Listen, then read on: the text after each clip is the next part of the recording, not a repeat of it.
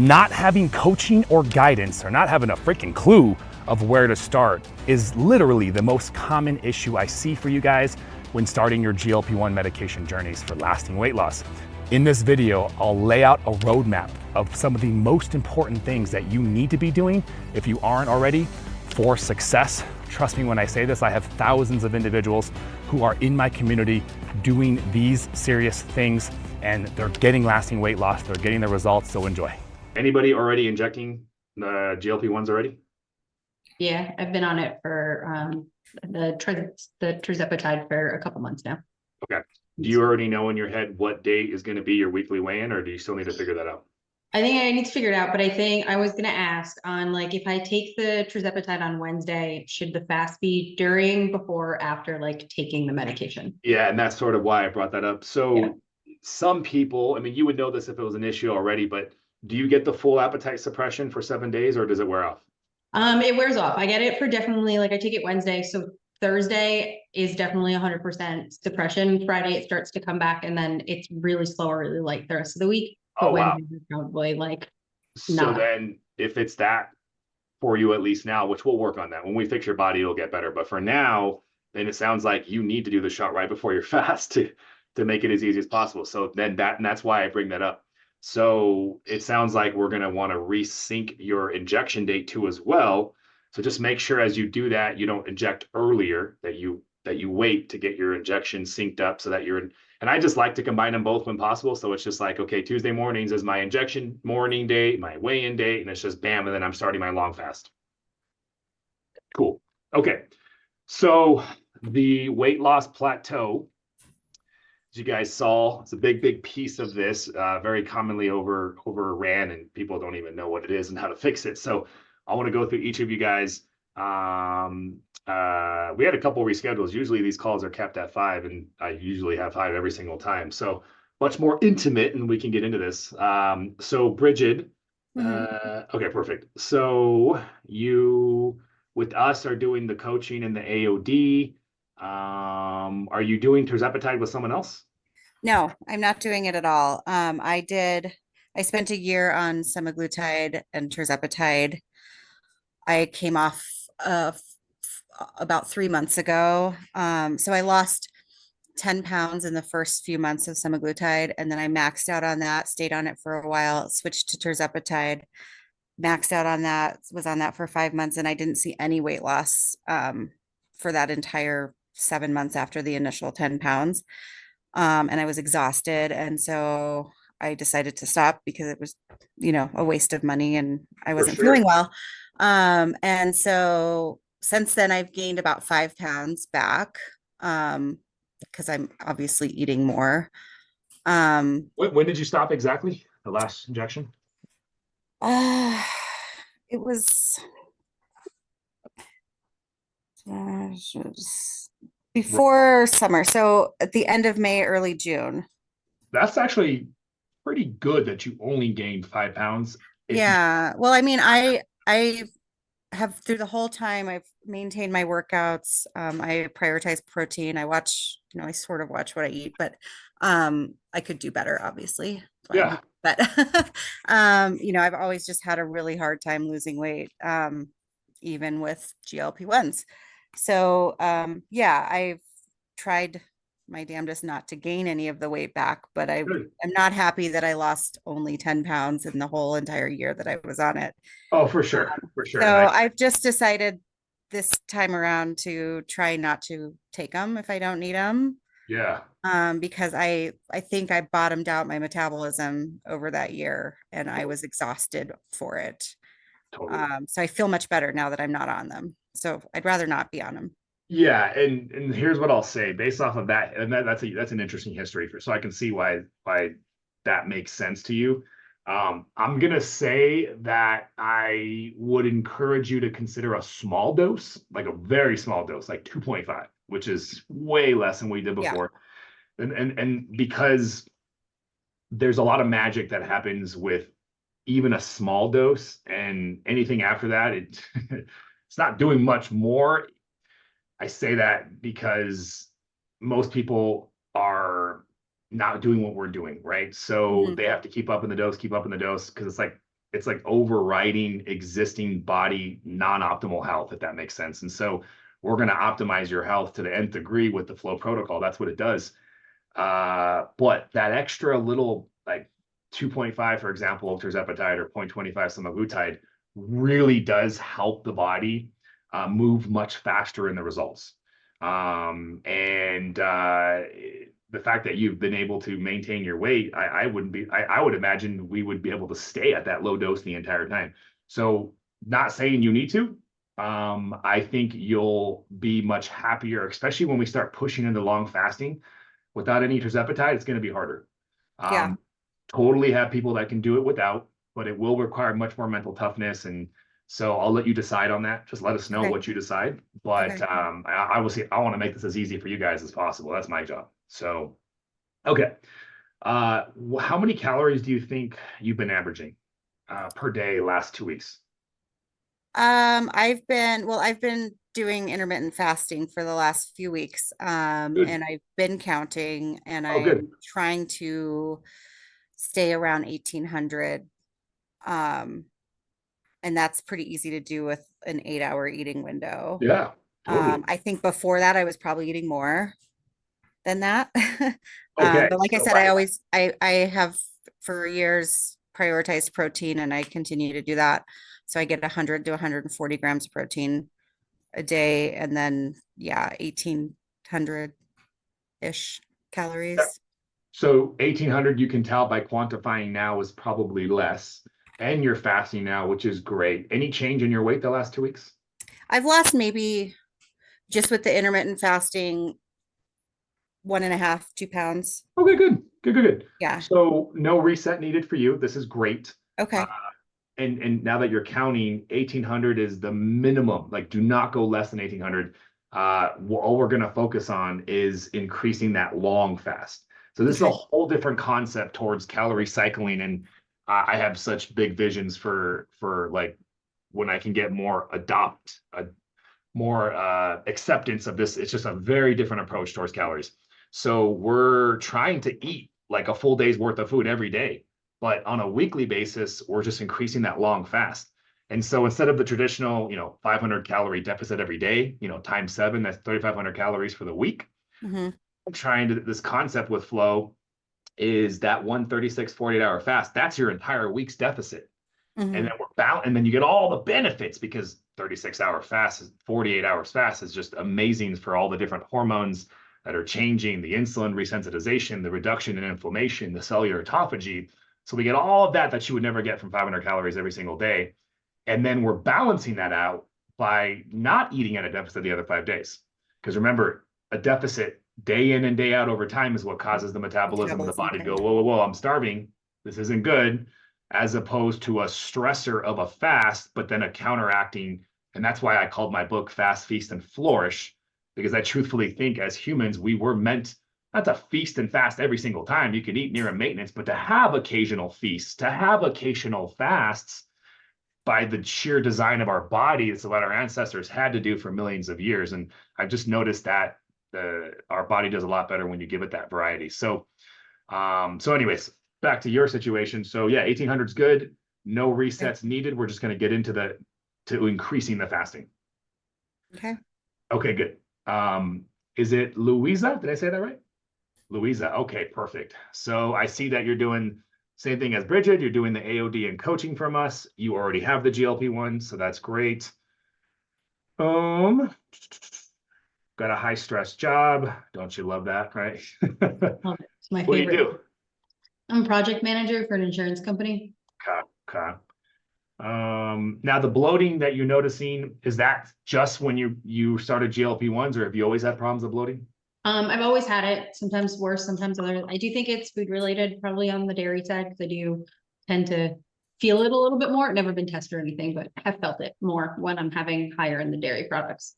Yeah, I mean, if you notice that, then definitely, if you aren't already, restrict anything that you just feel worse. If you feel worse on food, even the slightest a bit, even if you're questioning, I don't feel as good, it's probably reacting, because you're reacting to a lot of things that you don't even notice. So when you do notice it, that means it's past a threshold, and it doesn't have to be diarrhea or indigestion. It could be just feeling a little like tired or a little brain foggy, a little weird. That means your body's reacting. The cool thing is with the fasting and everything we're doing, we should be able, and there's going to be improvements in your gut. And so with improvements in your gut, I hopefully can get you eating more. But yeah, definitely for the time being, restrict anything that you just feel might be making you feel a little worse, like dairy in your case. And a lot of people have a dairy issue. It's pretty common. So, okay. And we have PCOS. So with PCOS, it's heavy insulin resistance. And so, my diabetic patients, my PCOS patients, sometimes you guys start off just as good. Other times it's slow and steady. And then we're hitting like a threshold with the fasting and everything where all of a sudden it kind of turns on. So we'll see what happens, but just kind of want to give you that caveat. Even if this weight loss is slow, doing the protocol is healing insulin resistance. So let's see. You're not pre-diabetic, correct? No, I'm not. The Okay. A1C and everything is normal. Okay, good. So do you happen to know how many calories you've been averaging? An average probably around 1,700. Some days are like 1,550, other days are 1,800. Just really depends on the day with work and how much time I have to like grab Okay. snacks and stuff like that in between. Totally. So let's do I'm going to call it a reset, but it's more of a let's see. So let's do 1,800 for this first week. We'll treat it like a reset, meaning the rules of the reset apply. And the goal of the reset is just to get your metabolism as fast as possible. So that first week we'll try 1,800, and then if things look good, there's no weight gain, we'll try 2,000, and then I wouldn't imagine you're going to be able to eat past 2,000 without gaining weight. So probably cap it off there. Okay. Okay. Is that with fasting or just normal eating? Yeah. So when you're in a reset, we're about to talk about fasting next.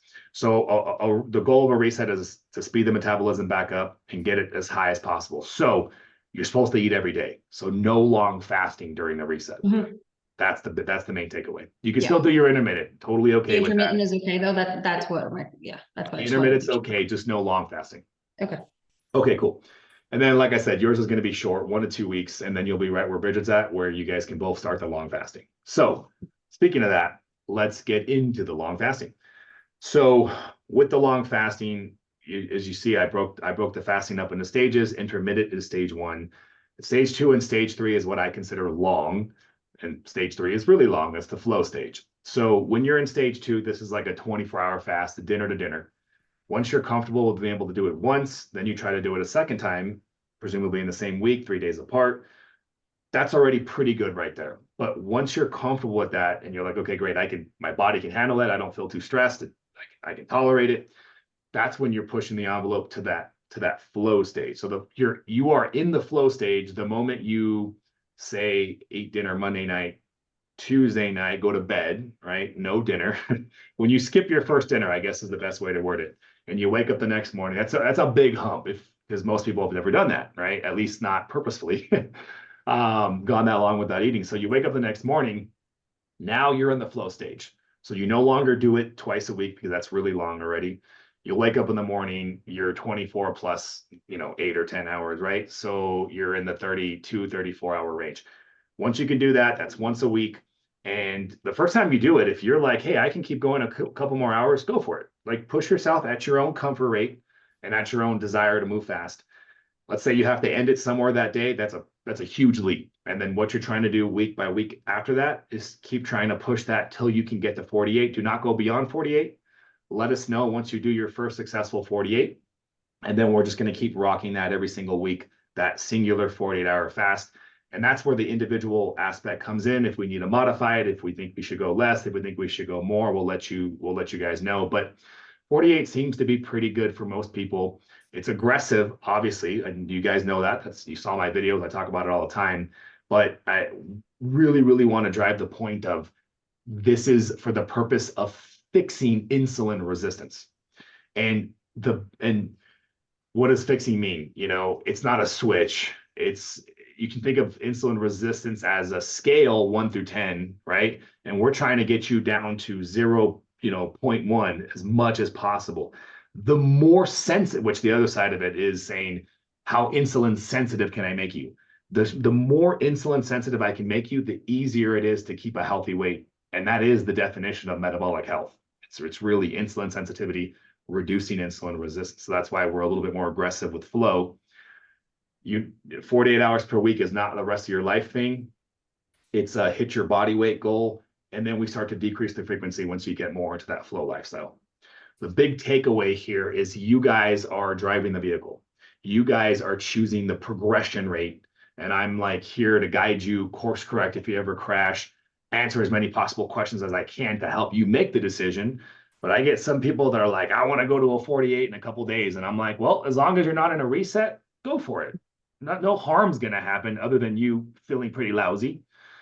Obviously, don't push yourself into any sort of dangerous hypoglycemic situations. If you're feeling really faint, if you're feeling really, cold sweats, clammy, confusion, like extreme exhaustion, I can't get out of the bed, well, then call it an end, eat. Let us know if that ever happens. That's really rare, by the way. Usually only my diabetics start to feel like that. So the kind of normal symptoms I would expect is just tiredness, brain foggy, things like that. Cranky, could be some irritability. So, because as women, you are going to have fluctuations with your hormones as you're doing this. So just really listen to your body, push yourself within a comfortable range. We're going to talk about food and supplements next. But any questions on progressing yourself through the stages of fasting? Okay, cool. You might think of a question later. Feel free, just let me know. So the food part, this one's actually easy because there's as much discrepancy between holistic and allopathic, Western medicine. This is the one thing everybody agrees is reducing our consumption of processed foods. So the anti-processed food diet is sort of a term people use. And I recommend Paleo-Mediterranean as really good representative examples of anti-processed food diets. So we're trying to keep our intake of food 90% clean. I still want you to have some wiggle room, want you to have some normalcy in your life. And so your junk food, your treats, just try to keep it under 10%. And then, the future, I want to get you guys to closer to like an 80, 20, 75, 25 thing, because I think that's very sustainable. Within the framework of anti-processed foods, the only modification we're going to do is I do want you to go keto. This is part of that getting insulin sensitive as quickly as possible. So if you are counting, which I don't recommend counting macros, but if you count just to kind of give you an idea at some point, 50 grams of net carbs or less is what I want you to shoot for. So net carbs means total carb minus fiber. If you are enjoying watching these clips from my coaching calls and my community, guys, I have thousands of like-minded individuals who are kicking ass. Click that link, I'll put it in the description of the video, where you can set up a free consultation to discuss exactly how my individuals are achieving lasting weight loss utilizing microdosing and intermittent use protocols. Now, back to the video. You have as much fiber as you want. You can't overdo fiber, it's great. And then the protein, simple formula for protein, your current body weight, in between your current body weight and your target body weight in grams of protein. So breaking the long fast, once you get to that point, is kind of has its own little rules. It's going to feel like a shock for sure. First couple of weeks, it is for everybody. Some of the symptoms of breaking the long fast are kind of similar to GLP-1 symptoms. A little bit of indigestion, a little bit of bloating, diarrhea. So pay attention to that. I do expect everybody to get diarrhea the first couple of weeks. The goal is to learn how your body reacts to the intake of food as you're breaking a long fast. Your body will adapt and get better at doing it. But even now, I couldn't tell you how many long fasts I've done. And I just know if I eat hot sauce, in those first couple meals, and my body's not happy. And I think a lot of people are sensitive to hot sauce after the long fast, although I know some people can get away with it. So I can't personally do spicy. I've learned that. But I've gotten to the point where I could actually eat bigger meals now when I break the long fast. But the general advice is start off really small, really easy to digest. Bone broth, I think, is, if I had delicious bone broth in front of me after every long fast, I would always do that first. And then I wait an hour or two and I start increasing the size of my meals. But any kind of soups, bone broths, leaner meats are great. And then the harder to digest stuff are raw vegetables, fattier meals. So this will be the one time where we kind of save the fatty for a few hours later. And yes, you are breaking your fast in the evening, so you're probably only going to have time for 1 or 2 bowls of soup. And then the next morning, that's when you can start doing more solids and working your way down. Digestive enzymes could definitely help you if you feel like that. If you're feeling really bloated and really crummy, you can try digestive enzymes, not only during the fast, but also the rest of the week too, because GLP-1s for some people create the issues where digestive enzymes can help. For the protein, you said what percentage of your body weight? I just want to make sure. Like, is it? Oh no, yeah, no percentages. So if you Okay. weigh 200, if you weigh 200 pounds and you should weigh 150, then a simple formula is to go for between 150 and 200 grams of protein a day. Okay. Cool, Bridget. Yeah, I just had a couple questions about like some of the supplements. Oh, Oh yeah. well, Yeah. you're going into that, but Yep. mostly just like the things that contain flavor or sugar, like I don't know those troches, the AOD troches, or do they The have sugar trophies? in them? No, they're sweet. Yeah, they're sweetened with I don't know if it's stevia or monk fruit, but it's one of Okay. our acceptable sweeteners. So is stevia okay to, because the electrolytes that I found, the ones from Dr. Berg all had calories. So I found calorie-free electrolytes that are sweetened with stevia, but they have flavor. So the supplements, let's get into. So LDN is something that I would strongly recommend if you have PCOS or any autoimmune disease. Did you guys talk about on your call with the medical team? I haven't, my labs haven't resulted yet, so I Okay, haven't. so you haven't had your call yet. Yeah. I haven't either. Mine just came back today, so I just scheduled my call. Okay, so it's Louisa, right? You said you have PCOS, correct? Mm-hmm. So LDN, I would definitely talk to the provider. Our medical team. Have you heard of low dose naltrexone? Mm-mm. Check it out here. Click this link when you get a chance afterwards. There's a lot of information on it. It's a powerful, it'll reduce inflammation big time. So it'll really, really help give you a bit of a head start too as well. Because PCOS does make things challenging. So I'd love to see you take advantage of that. Okay. The 4 core supplements for everybody, as you saw, the vitamin D, the fish oil, the magnesium, and the vitamin D. 2 forms of magnesium. So it's all here. The link is there to get them if you want to get them from us. Don't care if you get them from us or not. Just make sure you have a high quality brand. Curcumin resveratrol, not mandatory, but Louisa, I would say for you, I definitely want you to take this because the PCOS. So I want you to have as much no roadblocks as possible in front of us. Then the rest of these are situational. So if you are aware of this being an issue for you, you have a little protocol here to help give you some additional help. If you're not getting 20 to 30 different fruits and vegetables, this is my favorite fiber supplement. And then if you're having sugar craving issues, if you want to work on gut health, so these are all just different categories. Now you were asking about greens earlier. I just saw it in your document not to take them during the fasting window. Yeah, once you get to that point where you're doing a 4 to 8 hour fast, that's so powerful. Then the other days, like it's okay if you have coffee in the morning with some collagen peptides or greens because you're already doing a 4 to 8 hour fast. But when you're in the early stages and your body's just trying to heal, we really want to maximize the 8 hour window because that's all we got. So yeah, I would wait for anything with calories as much as possible. Okay. Cool. Okay, and then that last section, the extra appetite suppression, those are nice. It's nice to have additional supplements that you can take like on fasting days. So definitely check out the extra appetite suppression supplements. My favorite is the Unicity product, the Unimate. It's a little pricey, but you won't go through it nearly as fast, depending on how you use it. I have people that use that every day so that they can stay on a lower dose, and obviously you'll go through it faster. I have people that use it just for fasting days, on a stressed out day, it's kind of nice. And then you'll also have, you won't waste these because you'll use them in the future when you're, weaning off and you're getting closer to your goal. So those will definitely come in handy to have. Let's see. Okay, perfect. So any supplement food fasting questions? Is there such thing as too much vitamin D? Because like I have the vitamin D pills that are like 4 to 5 thousand milligrams or whatever it is, but then I also got the multivitamin. So I just want to make sure if I need to stop one or if I can like what The multi. Yes, there is such thing as too much vitamin D, but you have to take a lot. The multis have such a low amount that I'm not worried about the multivitamin D with a 5,000 pill. Yeah, I'm not worried about that. But Yeah. yes, there is something called vitamin D toxicity, and I think we're learning more about that, but it's hard to get there. Yes, Bridget. I'm an IV, I'm a nurse and I do home IV treatments and I Oh, give cool. myself 10,000 units IM vitamin D weekly. Do I need to take vitamin D plus K2 what's the K2 for? Absorption.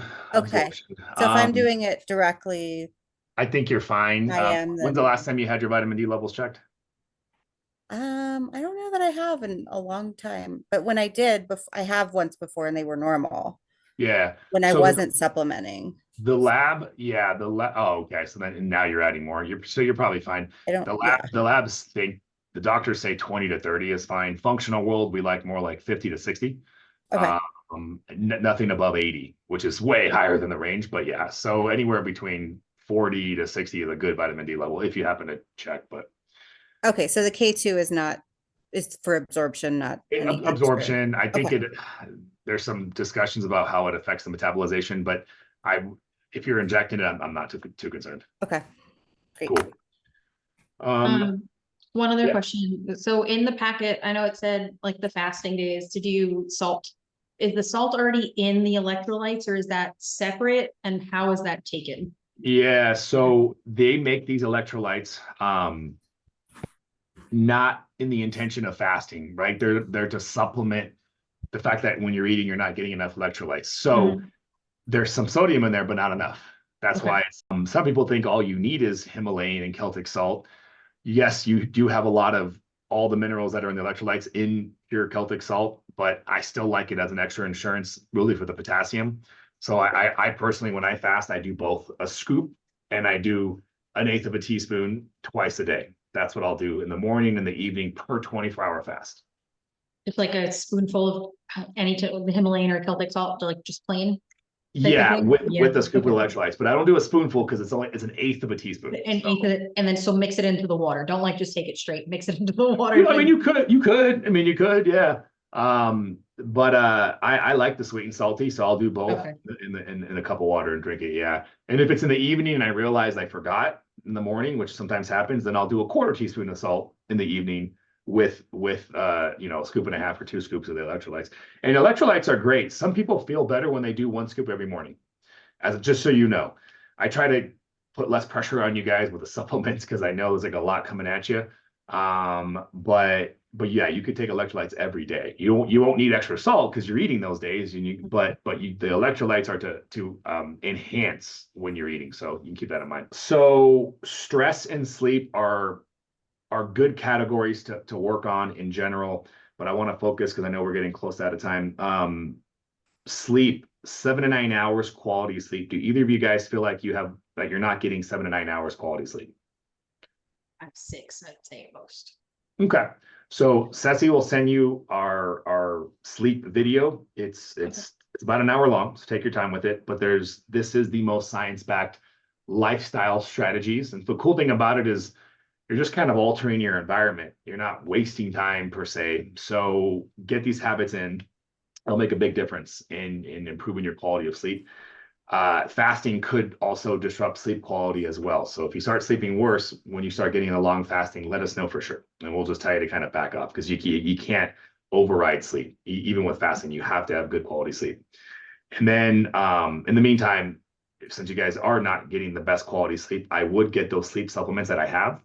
My goal is I can get you off of them with the strategies, but in the meantime, definitely if you can optimize your sleep now, even better. That'll help with what your body's going through. It'll help your body resensitize itself faster too with the lifestyles. So there's just a couple different products there that you'll see under the sleep section. And then stress. I know one of you said you have stress. So I have none. No. Yeah. Life is just a breeze. Man, I'm jealous. Yeah, I'm just like hanging out over here. Yeah. I know. And look, I think everybody has stress for sure. Stress is good. It's just when you feel like the best way I can describe it is like, how do I know I need stress support? When you just feel like this is more than normal, when you feel like you're not tolerating it as well, when you feel like, you know, because when you have good stress and you're challenging it, you feel good, like, you know, but when you're feeling like you're getting beat by life with a bunch and you feel exhausted at the end of the day and you're like, I'm usually not this tired. That's when you can think, okay, so I need stress support. So the supplement that I would recommend, they're called adaptogenic herbs. And my favorite product is called Adaptocrin. So same kind of concept. Start those now for a couple months. And then I don't necessarily like people taking adaptogenic herbs every single day for life, although there could be worse things to take for life. They're not horrible. But ideally, you can implement some stress management techniques. So that would be like a 5-minute breath work routine closer to bed, for example. Okay, cool.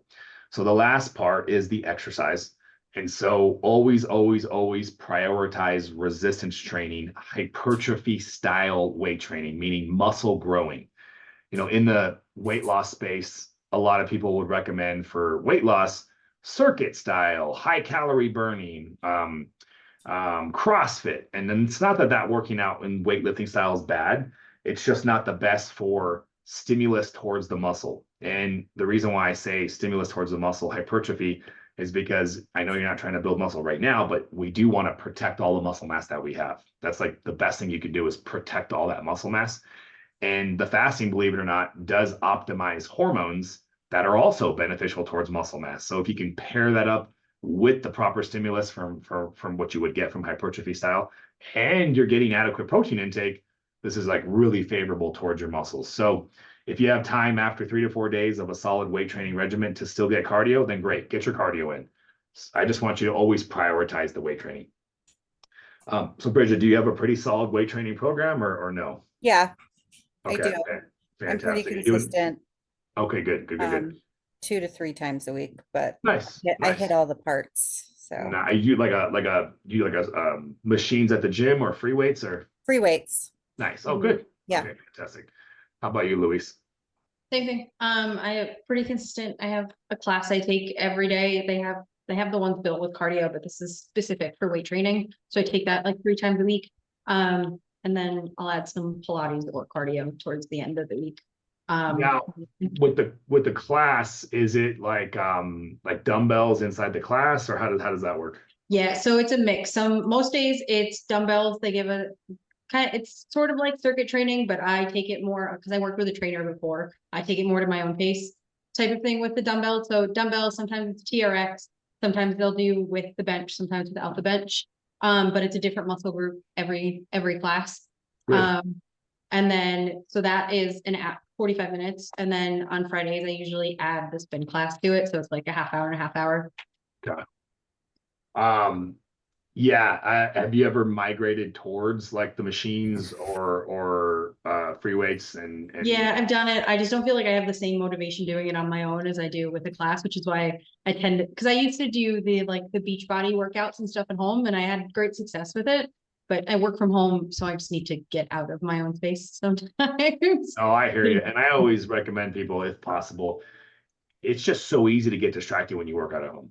Yeah. Like I'll do my mobility at home just because if I get distracted in mobility, it's fine. But like my heavyweight training, I would never do at home. Like it would be tough. It would, unless I had a gym that was like on the other side of the house or something. Maybe in the future I would, but yeah, I like to go to the gym and it's there, it's different, and I'm pumping, and that's what I teach you guys too. So okay, good. All right, that sounds awesome. Any questions on anything at all? Like as far as starting point, as far as where to go from here? The only and I don't know if this is going to be with the health coach when I talk to them after like my labs came back, but like right now, and I saw it in some of your videos, like my doctor has me increasing the Zepbound every month until we hit that like 15 milligrams. So I'm at 10 right now, and I took 5. 5 didn't really do anything appetite suppressant wise. 10 is working, and I feel it working, but I also don't know if it's too high at this point. So I don't know if I should have a conversation with my doctor, what conversation I need to have, or if I just stick to what he's done and then figure it out as we go. Yeah, I would tell your doctor, whether they understand or not. Mhm. I want to use the lowest dose possible. And then your doctor's going to say, well, why would you want to do that? And you're like, because this is a drug and I want to use the least amount of drugs. So what's the goal here? What are we trying to accomplish? And hopefully your doctor says, well, I want to improve your metabolic health. I want to make you more insulin sensitive and I want to suppress your appetite. And then your response is, great. I feel like I'm controlled right now. I'm working with this program. I'm eating a lot better. I feel in control, you know, then you're good, right? There's no reason to keep increasing this. And you've heard me talk about this. A lot of doctors are just kind of following this template, and the research shows for effective results, that's what you should do. So it's not like they're crazy. They're operating off of what the research shows, but what they don't realize is the research shows the need to continue to do that because people are overriding poor health. They're not doing what you guys are doing, all this other awesome stuff. And so they don't even know this is possible, that you could actually get this amazing effect with a much lower dose. And so 10 to me is still pretty high, but you also have PCOS. So that's a variable. I've had PCOS patients be fine with 5, 10, 10 is definitely on the higher side. So, if you want to experiment with a lower dose, just have that conversation with them too as well. If you want to stay at 10, totally up to you. If you guys enjoyed watching this video, then you're gonna wanna check this one out. I get into a deep dive over GLP-1 medications, peptides, and lasting weight loss, guys. We'll see you later.